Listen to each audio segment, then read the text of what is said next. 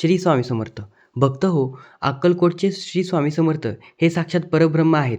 जेव्हा आपण श्री स्वामी समर्थ या सहाअक्षरी महामंत्राचा जाप करतो, तेव्हा आपण केवळ शब्द उच्चारत नसतो, तर आपण त्या ब्रह्मांडाच्या ऊर्जेशी स्वतःला जोडत असतो. नामस्मरणाची ही प्रक्रिया अधिक प्रभावी करण्यासाठी आपल्या शास्त्रात माळेचे महत्त्व सांगितले आहे. पण अनेकदा भक्तांमध्ये संभ्रम असतो. स्वामी तर दत्त अवतार आहेत, मग विष्णूची प्रिय असलेली तुळस वापरावी की महादेवाचा अंश असलेला रुद्राक्ष? कोणती माळ लवकर फळ देते? कोणत्या माळेने मनाला लवकर शांती मिळते? आजच्या या विशेष व्हिडिओमध्ये आपण या प्रश्नांचे सविस्तर उत्तर शोधणार आहोत. माळ निवडण्यापासून ते जप करण्याच्या नियमांपर्यंतची सर्व माहिती आज तुम्हाला मिळणार आहे. हा व्हिडिओ शेवटपर्यंत पहा, कारण चुकीच्या पद्धतीने केलेला जप कधीकधी अपेक्षित फळं देत नाही. जप करताना माळेचा वापर करण्यामागचे केवळ संख्या मोजणे हा उद्देश नसतो, तर त्यामागे एक मोठे विज्ञान आहे. जेव्हा आपण एखाद्या माळेवर सतत जप करतो, तेव्हा आपल्या हाताच्या बोटांमधून निघणारी ऊर्जा त्या माळेत साठवली जाते. ती माळ कालांतराने सिद्ध होते. माळेचे मणी सरकवल्याने आपल्या मेंदूला एक रिदम मिळते. त्यामुळे मन इकडे-तिकडे भरकटत नाही. आपल्या बोटांच्या टोकांवर अनेक मज्जातंतू असतात. माळेचे मणी सरकवताना त्यावर पडणारा दाब आपल्या हृदयाला आणि मेंदूला शांत ठेवण्यास मदत करतो.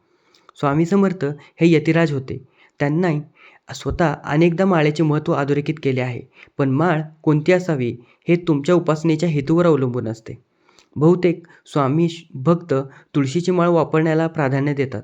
यामागे काही ठोस कारण असते. श्री स्वामी समर्थ हे साक्षात दत्तात्रयांचे अवतार आहेत आणि दत्त महाराज हे विष्णू स्वरूप मानले जातात. तुळस ही भगवान विष्णूला प्राणप्रिय आहे. त्यामुळे तुळशीच्या माळेवर जप करणे म्हणजे स्वामींना त्यांच्या अत्यंत प्रिय वस्तूने साकड घालण्यासारखे आहे. तुळस ही मुळात अत्यंत सात्विक वनस्पती आहे. जर तुम्हाला भक्ती हवी असेल, मनातील चंचलता दूर करायची असेल किंवा कुटुंबात सुख शांती हवी असेल, तर तुळशीची माळ सर्वोत्तम आहे. स्वामींना आपण स्वामी माऊली म्हणतो. माऊलीच्या प्रेमात जो गोडवा आहे तो तुळशीच्या माळेत जाणवतो. ही माळ अहंकाराचा नाश करते आणि भक्ताच्या मनात शरणागतीची भावना निर्माण करते. जर तुम्ही स्वामींचा जप भक्ती म्हणून करत असाल, तर डोळे मिटून तुळशीची माळ वापरावी. आता बोलूया रुद्राक्षाच्या माळेबद्दल. स्वामी समर्थांचे एक रूप अक्कलकोट निवासी हे महादेवाच्या रूपाशी मिळते जुळते आहे. रुद्राक्ष हा साक्षात महादेवाच्या डोळ्यांतून पडलेला अश्रू मानला जातो. स्वामींची उपासना करतात, पण जर तुम्हाला शक्ती हवी असेल किंवा तुम्हाला भौतिक जगातून अलिप्त होऊन वैराग्याकडे जायचे असेल, तर रुद्राक्ष प्रभावी ठरतो. जर तुम्हाला असे वाटत असेल की तुमच्यावर कोणाची वाईट नजर आहे, शत्रूंचा त्रास आहे किंवा घरात सतत बाधा येतात, तर रुद्राक्षाच्या माळेवर केलेला जप तुमच्याभोवती एक संरक्षण कवच तयार करतो. स्वामींची काही रूपे अत्यंत कडक आणि तेजस्वी होती. जे भक्त स्वामींना परमेश्वर किंवा महाकाल रूपात पूजतात, ते रुद्राक्ष वापरतात. रुद्राक्ष हा उष्ण प्रकृतीचा असतो, त्यामुळे तो साधकामध्ये तेज निर्माण करतो.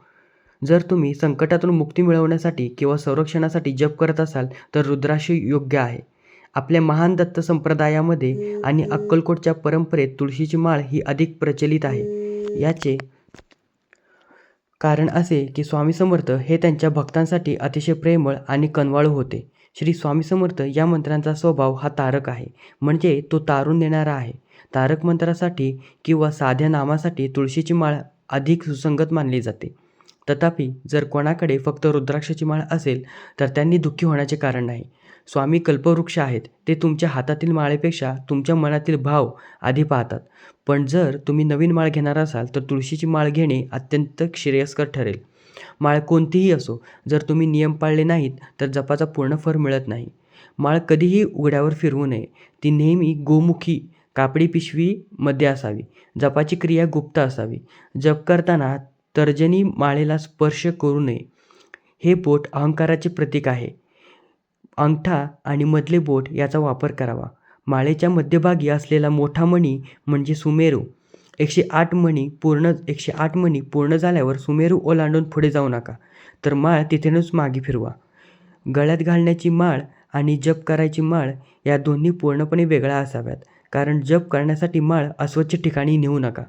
जप करताना जमिनीवर न बसता लाकडी पाटावर किंवा लोकरीच्या आसनावर बसणे, जेणेकरून जपाची ऊर्जा जमिनीत जाणार नाही.